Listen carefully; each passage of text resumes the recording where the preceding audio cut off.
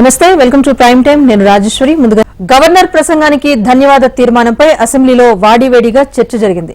ప్రతిపక్ష నేత కుర్చీ ఖాళీగా ఉండటం సభకు గౌరవం కాదని కేసీఆర్ ను ఉద్దేశించి సీఎం రేవంత్ వ్యాఖ్యానించారు. సభకు కేసీఆర్ వచ్చి తమకు సూచనలు సలహాలు ఇస్తే బాగుంటుందని అభిప్రాయపడ్డారు.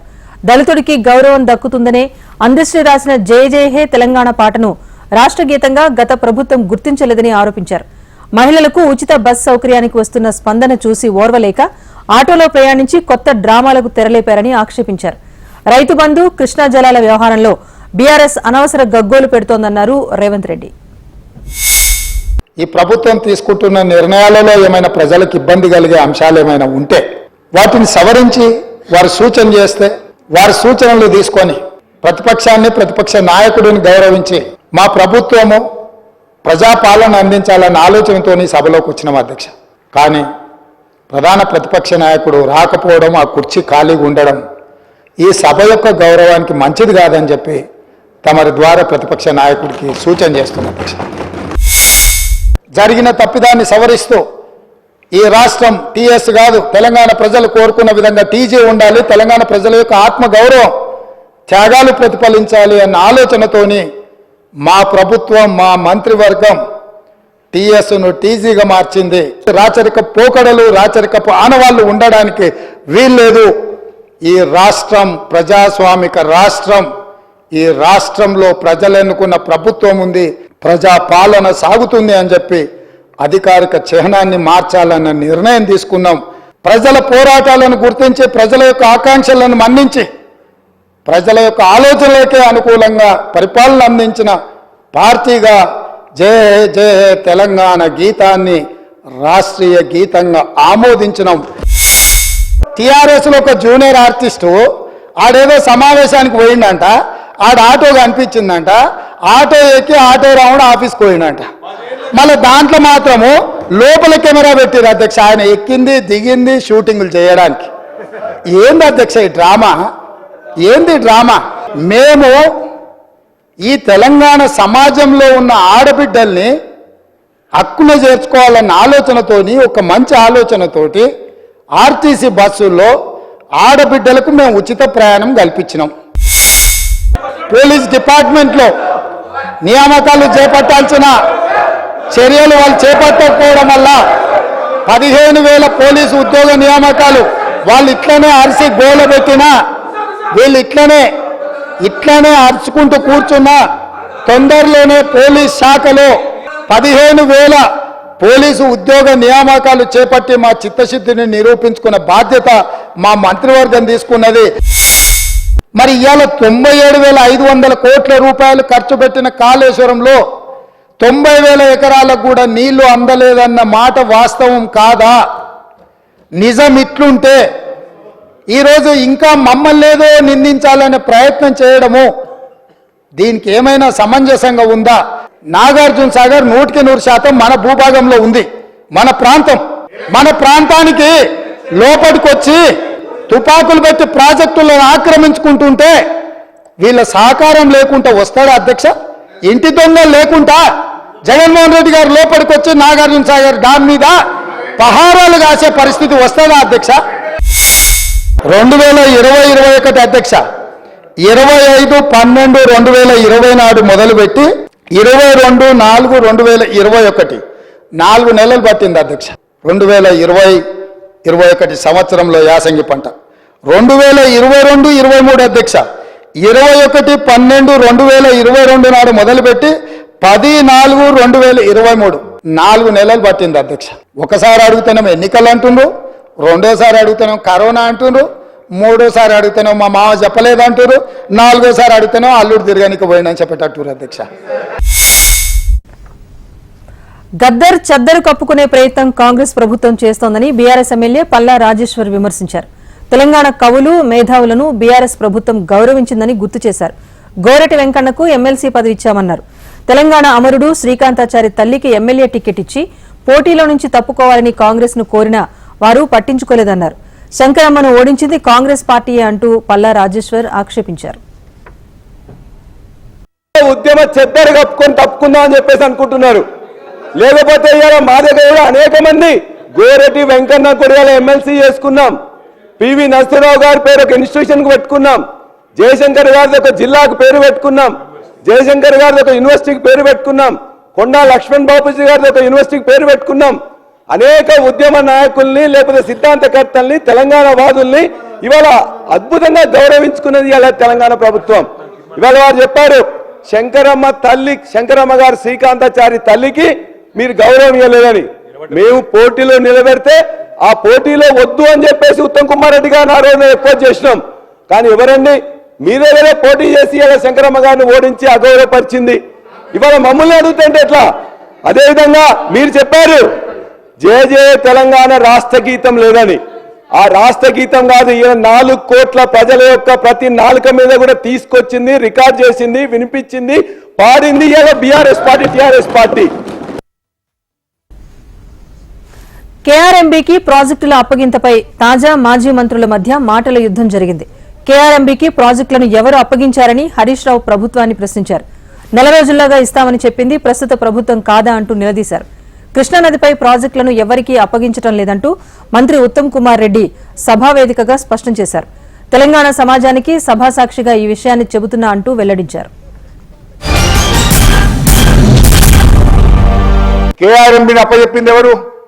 మీరు కాదా? మినిట్స్ చదివి వినిపించమంటారా? 2 మినిట్లలో మీరు మీ ప్రభుత్వం వచ్చిన తర్వాత 17వ తేదీ 1వ తేదీ 2 మీటింగులు జరిగినాయి. 17వ తేదీ ఢిల్లీలో జరిగిన మీటింగ్ లో, కేఆర్ఎంబీ మీటింగ్ లో చాలా స్పష్టంగా మీరు ఒప్పుకొని వచ్చారు. Both the states will hand over 15 prioritized component outlets of Nagarjuna Sagar project and Srisailam project to KRMB within 1 month time period. ఇది ఎందుకు ఒప్పుకొని వచ్చినారు? మరి మేము ఆ రోజు ఒప్పుకోలేదే. ఇది నా కథ కాదు, నేను చెప్తున్నది కాదు. ఇది కేంద్ర ప్రభుత్వం ఇష్యూ చేసినటువంటి మినిట్స్ 4 రోజుల్లోగా అప్పచెప్తామని మీరు చెప్పొచ్చినటువంటిది. రెండవది అధ్యక్ష, మళ్ళీ ఈ విషయం మీద మీరు తెల్లారి పత్రికల్లో వార్తలు వచ్చినాయి. అయ్యో మనకు విద్యుత్ ఎట్లా, మన రాష్ట్రానికి అన్యాయం, జగన్ విజయం సాధించిన పత్రికల్లో వస్తే నేను ఆ రోజు ప్రెస్ కాన్ఫరెన్స్ పెట్టి ఈ ప్రభుత్వాన్ని తట్టి లేపినాం. నేను ఈరోజు శాసన సభ ద్వారా యావత్ తెలంగాణ ప్రజానీకానికి తెలియజేస్తున్నా, తెలంగాణ రైతాంగం తెలియజేస్తున్నా, ఈ ప్రభుత్వం రేవంత్ రెడ్డి గారి నాయకత్వంలో ఈ ప్రభుత్వం మేము కృష్ణా నదిపై ప్రాజెక్టులు ఎవరికి అప్పచెప్పలేదు, అప్పచెప్పే ప్రసక్తే లేదు. మీరు ఎక్కడి నుంచో మినిట్స్ తీసుకొచ్చి చదివి మేమేదో చేసినాం అంటే దానికి మేమెందుకు జవాబు చెప్తాము? The secretary irrigation government of Telangana status quo as on 28/12/2023 on Nagarjuna Sagar may be maintained. మేము స్టేటస్ కో మెయింటైన్ చేయి, మీరు చెప్పే మినిట్స్ చదవండి. మీరు status quo may be maintain. 1 minute. He further highlighted the various issues including sharing of water between Andhra Pradesh and Telangana and stated that Telangana is continuously demanding water sharing in equal ratio. He further added that water regulation issues may be brought before the Apex Council. అంటే మేము ఒప్పుకోలేదు, మరి ఈ issues ఇంకా unresolved అని చెప్పి చెప్పడం జరిగింది.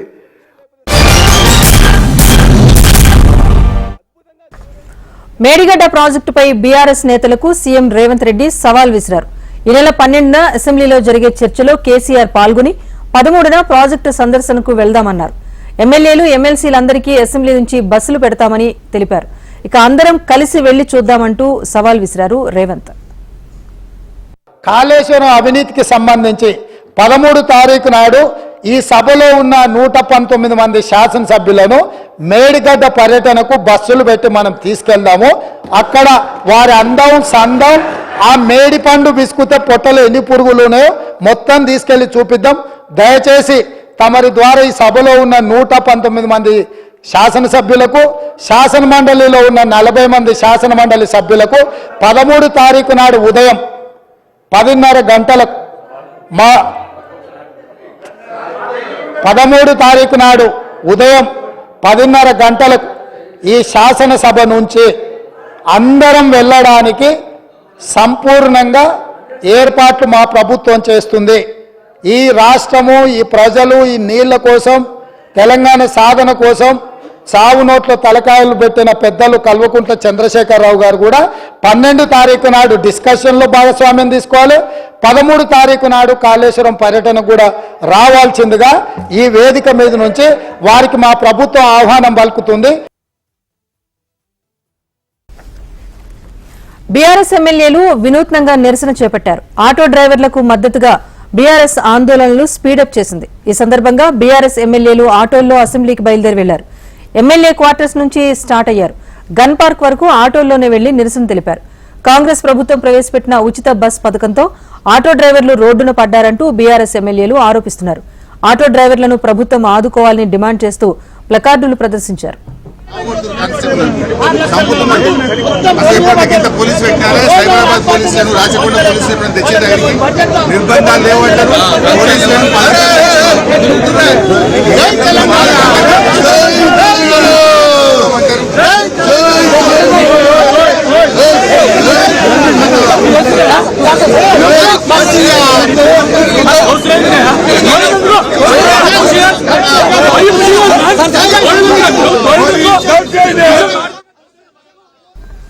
తెలంగాణలో రేపు బడ్జెట్ ప్రవేశపెట్టబోతోంది ప్రభుత్వం. మధ్యాహ్నం 12 గంటలకు బడ్జెట్ ను డిప్యూటీ సీఎం ఆర్థిక మంత్రి మల్లు భట్టి విక్రమార్క, మరోవైపు శాసనమండలిలో ఐటీ శాఖ మంత్రి దుద్దిళ్ల శ్రీధర్ బాబు ప్రవేశపెడతారు.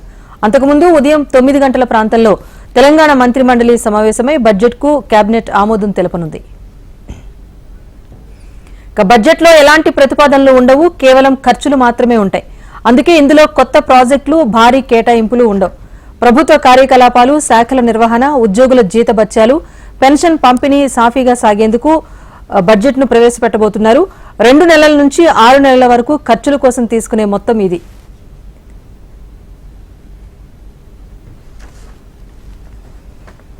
ఆన్లైన్ ద్వారా మేడారం సమ్మక్క సారలమ్మలకు నిలువెత్తు బంగారం సమర్పించే కార్యక్రమాన్ని సీఎం రేవంత్ రెడ్డి ప్రారంభించారు.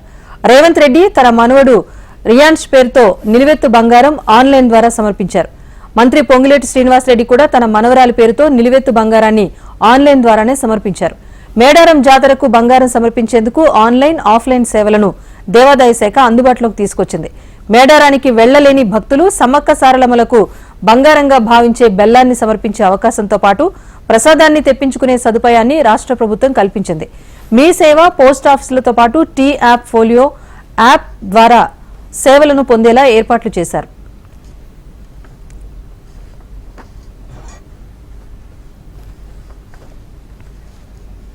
త్వరలోనే ఎంపీ అభ్యర్థులను ప్రకటిస్తామని తెలంగాణ బీజేపీ చీఫ్ కిషన్ రెడ్డి స్పష్టం చేశారు. 17 సీట్లలో పోటీ చేసి మెజార్టీ సీట్లను గెలుస్తామంటూ ఆయన ధీమా వ్యక్తం చేశారు.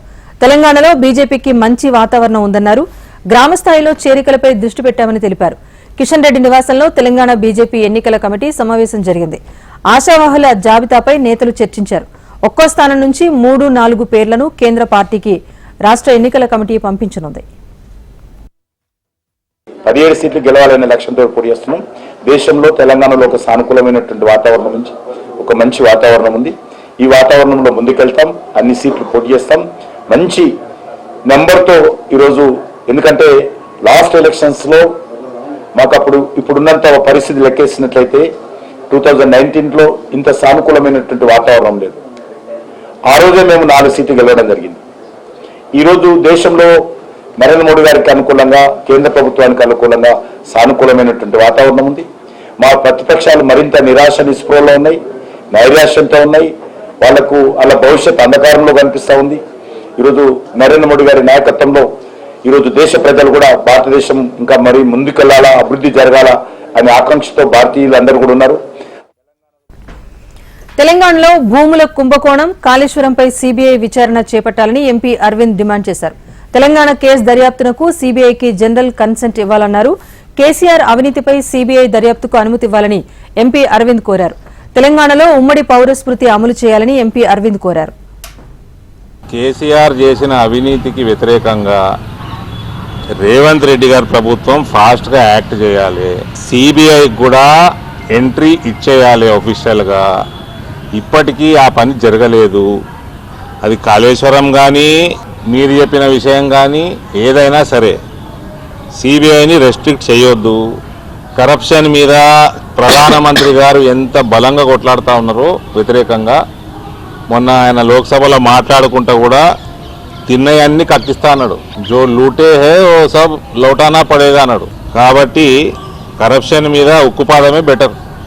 సిబిఐ ఎంట్రీ కూడా తొందరగా క్లియర్ చేయాలి తెలంగాణ ప్రభుత్వం.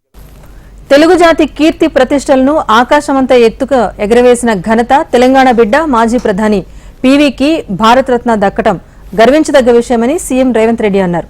తెలంగాణ బిడ్డలుగా మనందరి గుండెల్లో ఆనందంతో ఉప్పొంగే క్షణమని అన్నారు. మాజీ ప్రధాని చరణ్ సింగ్, ఎల్కే అద్వానీ, కర్పూరి ఠాకూర్, ప్రముఖ వ్యవసాయ శాస్త్రవేత్త స్వామినాథన్ కు భారతరత్న రావటం సంతోషంగా ఉందని రేవంత్ రెడ్డి ట్వీట్ చేశారు.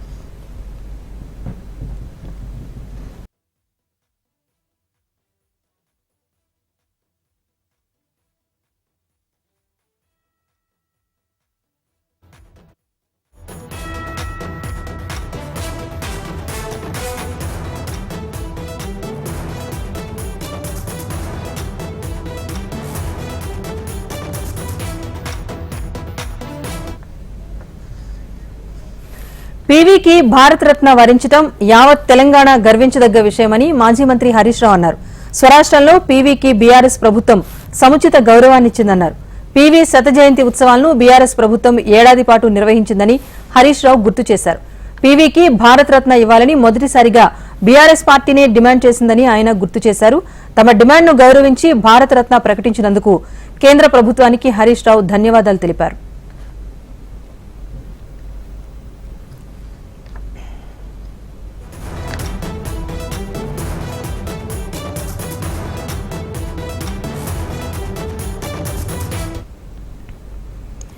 మాజీ ప్రధాని పీవీకి భారతరత్న పురస్కారం లభించడం గర్వకారణంగా ఉందని కేంద్ర మంత్రి కిషన్ రెడ్డి అన్నారు.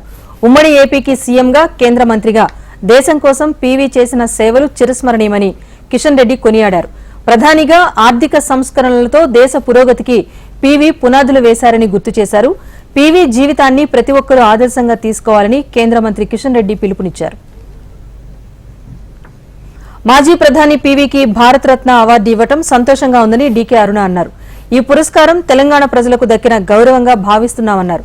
పీవీ ఉమ్మడి రాష్ట్రానికి సీఎంగా అనేక సంవత్సరాలు కేంద్ర మంత్రిగా ప్రజలకు ఎనలేని సేవలు అందించారని డీకే అరుణ కొనియాడారు. దేశ ఆర్థిక వ్యవస్థను పటిష్టం చేయడంలో పీవీ కీలక పాత్ర పోషించారన్నారు. పీవీకి భారతరత్న ఇవ్వటం పట్ల కేంద్రానికి డీకే అరుణ ధన్యవాదాలు తెలిపారు.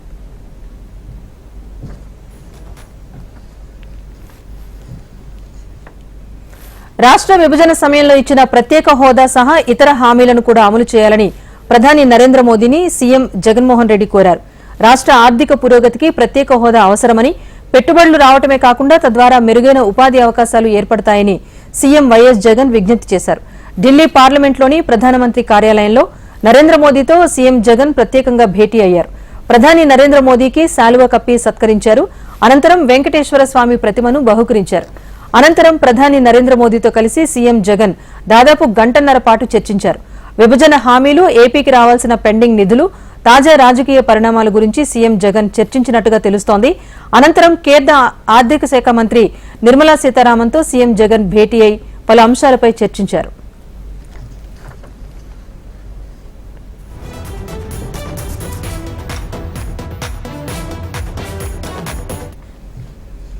వైసీపీతో తప్ప అన్ని పార్టీలతో చంద్రబాబు పొత్తు పెట్టుకున్నారని ఏపీ మంత్రి బుగ్గన రాజేంద్రనాథ్ రెడ్డి ఆక్షేపించారు.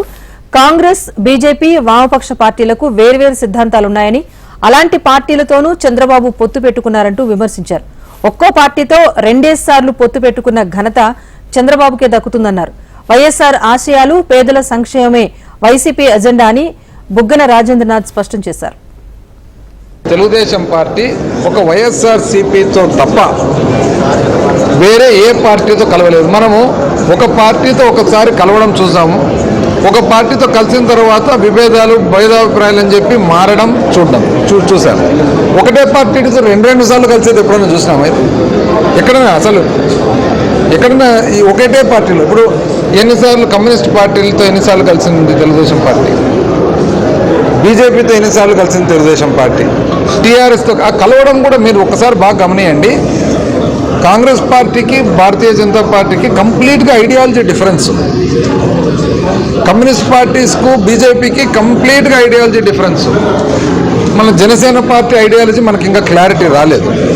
సో ఇప్పుడు ఒకవైపు కమ్యూనిస్ట్ పార్టీలతో కలిసే ఉన్నారు, మరొక వైపు భారతీయ జనతా పార్టీలతో చర్చ జరుపుతారు, మరొక వైపు కాంగ్రెస్ పార్టీతో చర్చ జరుపుతారు. అంటే ఈ 4 పార్టీలు ఏవైతే ఉన్నాయో ఒక పార్టీకి ఐడియాలజీ కంప్లీట్గా డిఫరెంట్. అయినా అందరితో కలుస్తారు, అందరితో సంప్రదింపులు జరుపుతారు. మరి అంటే మాకైతే ఈ ఐడియాలజీ అర్థం, మాకు సింపుల్ ఐడియాలజీ ఒకటే పెట్టుకున్నాము. చంద్రబాబు ఆక్వా రంగానికి చేసింది శూన్యమని మంత్రి సీదిరి అప్పలరాజు అన్నారు. సీఎం జగన్ ఆక్వా రంగానికి పెద్దపీట వేశారన్నారు. ఆక్వా రైతులకు లబ్ధి చేకూర్చే కార్యక్రమాలు చేపట్టారన్నారు. నర్సాపురానికి ఆక్వా యూనివర్సిటీ సాధించిన ఘనత ముదునూరి ప్రసాద్ రాజుకే దక్కిందన్నారు. Andhra Pradesh fisheries university national fisheries development board ఆధ్వర్యంలో నిర్వహించిన మత్స్య సంపద జాగృత అభియాన్ పర్ షాప్లో నర్సాపురం ఎమ్మెల్యే రాష్ట్ర ప్రభుత్వ చీఫ్ విప్ ప్రసాద్ రాజుతో కలిసి అప్పలరాజు ముఖ్య అతిథిగా పాల్గొని మాట్లాడారు.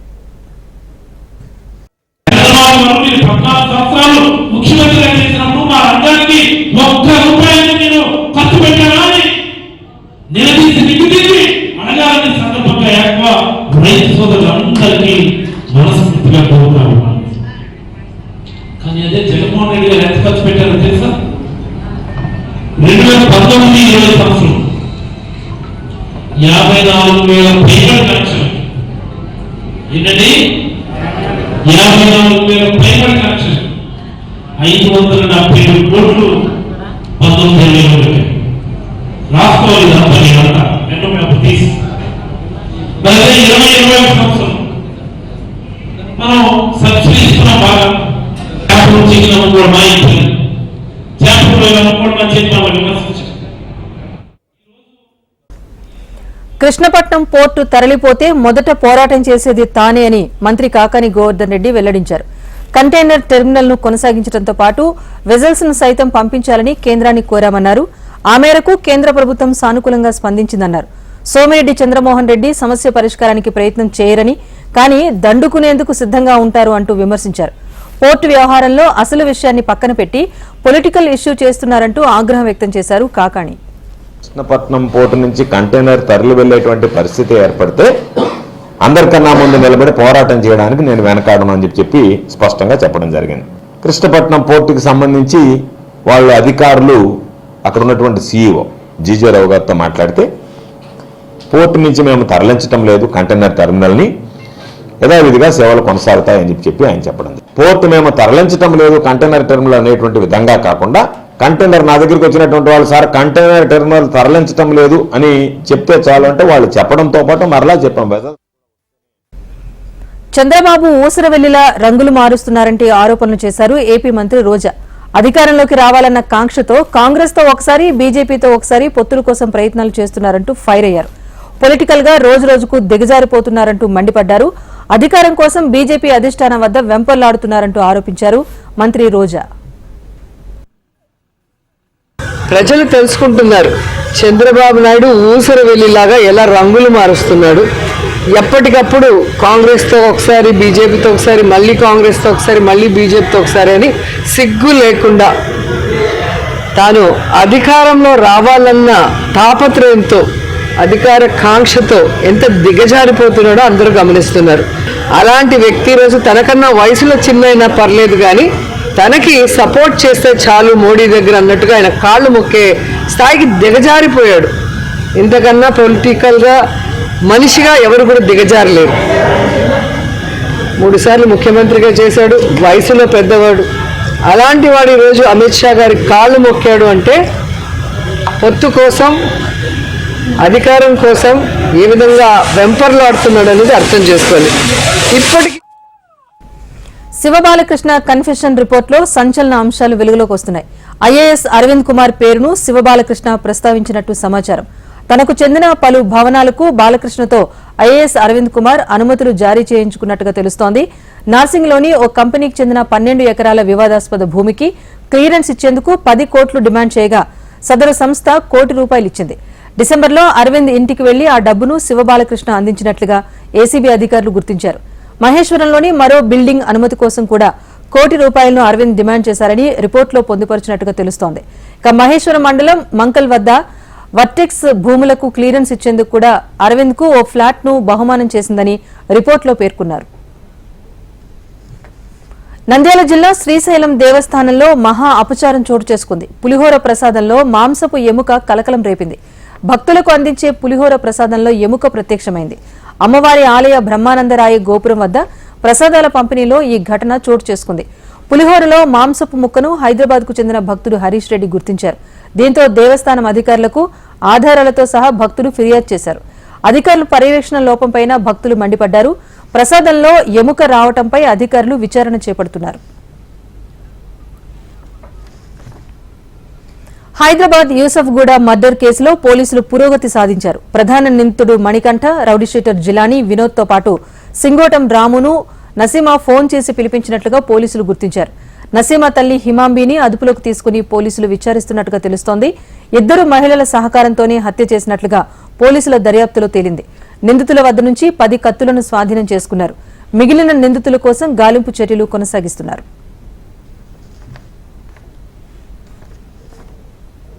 పార్లమెంట్ ప్రాంగణంలో అనూహ్యమైన దృశ్యం కనిపించింది. పార్టీలకు అతీతంగా కొంతమంది ఎంపీలతో కలిసి ప్రధాని మోదీ పార్లమెంట్ క్యాంటీన్లో భోజనం చేశారు.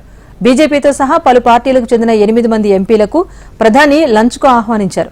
బీజేపీ ఎంపీలు Heena Gavit, L Murugan, TDP MP Rammohan Naidu, BSP MP Ritesh Pandey తదితరులు ప్రధానితో కలిసి భోజనం చేశారు. దాదాపు 45 నిమిషాల పాటు కొనసాగిన లంచ్ భేటీలో పలు అంశాలపై ముచ్చటించారు. విదేశీ పర్యటనలు, వ్యక్తిగత విషయాలను మోదీ పంచుకున్నట్టుగా తెలిసింది. తనతో పాటు ఎంపీల భోజనానికైన ఖర్చును ప్రధాని భరించబోతున్నట్టుగా సమాచారం. ఇందుకు సంబంధించిన ఫోటోలు సోషల్ మీడియాలో ఇప్పుడు వైరల్ గా మారాయి. ఢిల్లీలోని విద్యార్థులందరికీ న్యాయమైన విద్యను అందించడమే తమ ప్రభుత్వ లక్ష్యమని ముఖ్యమంత్రి అరవింద్ కేజ్రీవాల్ తేల్చి చెప్పారు. దర్యాప్తు సంస్థలు తనకు ఎన్ని సమన్లు పంపించాయో ఢిల్లీ నగరంలో అన్ని పాఠశాలను తెరుస్తారని కేజ్రీవాల్ స్పష్టం చేశారు. కేంద్రం పరిధిలోని అన్ని దర్యాప్తు సంస్థలన్నింటినీ తనపైకి బీజేపీ ప్రభుత్వం ఉసిగొల్పుతోందన్నారు. విద్యార్థులందరికీ నాణ్యమైన విద్యను అందించి పేదరికాన్ని రూపుమాపుతామని అన్నారు. కేంద్ర ఎన్నికల సంఘం కీలక ప్రకటన చేసింది. రాబోయే పార్లమెంట్ ఎన్నికల్లో ఓటు వేసేందుకు దేశవ్యాప్తంగా 96,88,00,000 మంది రిజిస్టర్ చేసుకున్నట్లుగా ఈసీ వెల్లడించింది.